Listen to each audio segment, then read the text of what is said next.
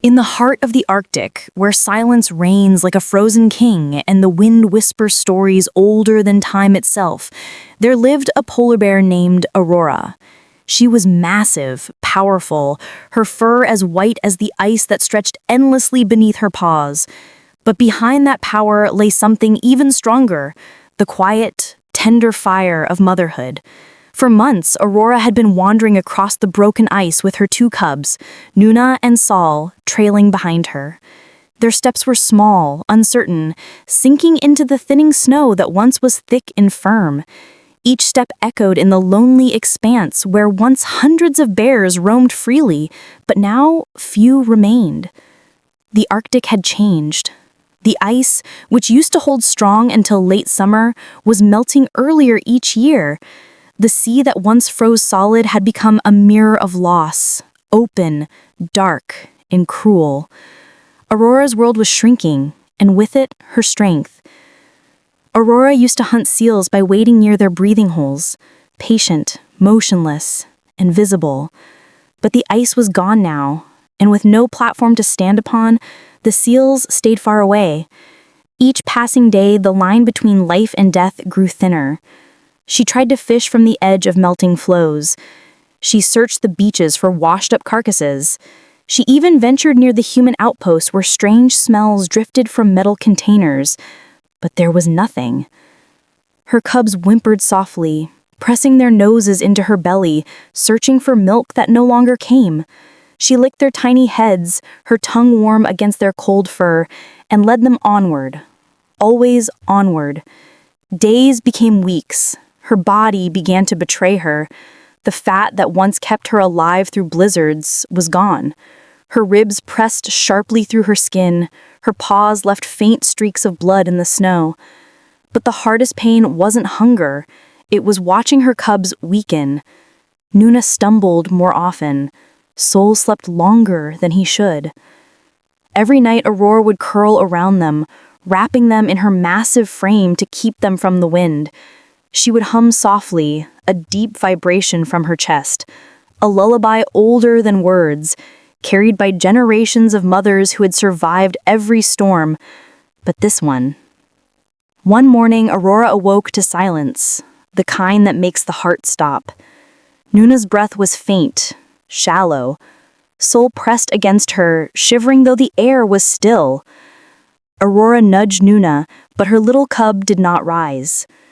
The wind howled, scattering snow like tears across the ice. Aurora let out a low, haunting cry that echoed across the barren white. It wasn't just grief. It was a realization that the Arctic she had known was gone. For 2 days she stayed beside Nuna's still body, unwilling to move. Sol would nudge his sister, confused, then look to his mother, waiting for answers she didn't have. But hunger is merciless. It whispers things the heart cannot bear to hear.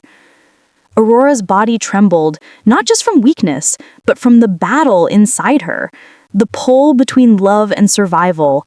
She stared at her cub, the one she had birthed beneath the sheltering ice, and the instincts that had guided her all her life began to twist under the weight of starvation. The Arctic has no mercy for sentiment. It remembers no tears. It only measures what survives. When the third night came, the wind was brutal. Sol whimpered softly, pressing himself under Aurora's chest for warmth. But even warmth had become a luxury. Aurora closed her eyes. The storm screamed. The snow buried Nuna's small body halfway. Hunger burned through her like fire. It was no longer a choice. It was command. And, in the quietest, most painful moment of her existence, Aurora did what no mother should ever have to do. She turned toward her lost cub, not out of cruelty, not out of madness, but because the world had cornered her into choosing between two forms of love, the one that remembers or the one that survives. That night, Sol lived because Aurora broke the oldest bond in nature. And in that breaking, something sacred in the Arctic cracked as well. Weeks later, a research team found them, Aurora and Sol, wandering near the northern coast. They were both thin, their bones visible beneath their fur, but Sol still followed his mother's steps faithfully, his eyes bright with the trust of innocence. One biologist, a woman named Dr. Anya Ralston, watched them through her camera lens, tears freezing on her cheeks. She had read reports of it before, cannibalism among polar bears. But seeing it in the field, seeing the desperation in Aurora's hollowed frame, was something else entirely. Anya didn't see a monster. She saw a mother who had been starved by a world collapsing beneath her. She saw a creature pushed past the point of instinct, where even love becomes a currency to be traded for one more heartbeat.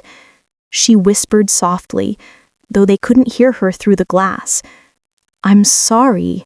We did this to you." The ice returned late that year, thinner than before. When it finally came, Aurora stepped onto it with Sol close behind. Her paws touched the frozen surface like an old friend, fragile but familiar. She walked slowly, her breath forming clouds in the still air. The horizon shimmered blue and silver. Somewhere beneath the ice, seals moved again, unaware of the suffering above them. Aurora paused, looking back one last time at the land that had betrayed her. Then she moved forward, vanishing into the white, her cub beside her, a shadow of what once was. In the Arctic, beauty hides brutality. Every snowflake glitters like glass, but each one carries the memory of something lost. And if you ever want to understand nature's truth, don't look at the predator's teeth. Look at her eyes when hunger forces her to remember what she used to love. It isn't cruelty, it's collapse. The Arctic doesn't play favorites. It just tests what's left.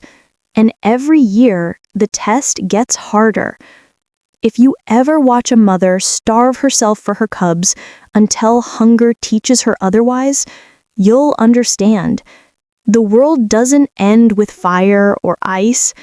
It ends when love meets hunger, and hunger wins.